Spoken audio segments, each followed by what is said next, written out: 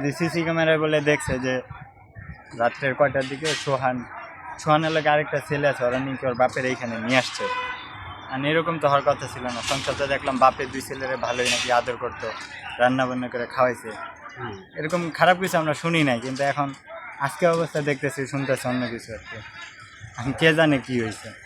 থেকে 3:30 আমার ফোন আসছে 4টার দিকে। আমি তখন মোবাইল সাইলেন্ট করেছিল, মোবাইলটা আর রিসিভ করতে পারি নাই। আমি ফজরের আগে আগে আমি নিউজটা আমার ঘরে গিয়ে লক করার পরে আমি তার কাছে শোনার পরে কি শুনলাম যে এক বাগিনা ঘরের ভিতরে এই অবস্থা, আর একটা রেলে বাড়ি গেছে। তখন সাথে গাড়ি পাই না, তারপরে এই জায়গায় আসলাম। আসার পরে ঘটনাস্থলে দেখলাম আমার এক বাগিনা, ছোট বাগিনা সাকিব দরজার সামনে বসে রয়েছে, আর বোনের জামাই দুলা ভাই সোহেল রেলে ওই পাশে বসে রয়েছে।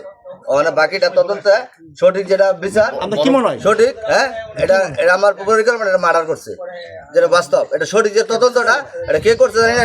তদন্তটা যাচাই করে আইনগত প্রক্রিয়া করে কঠিন শাস্তি দেওয়া হয়।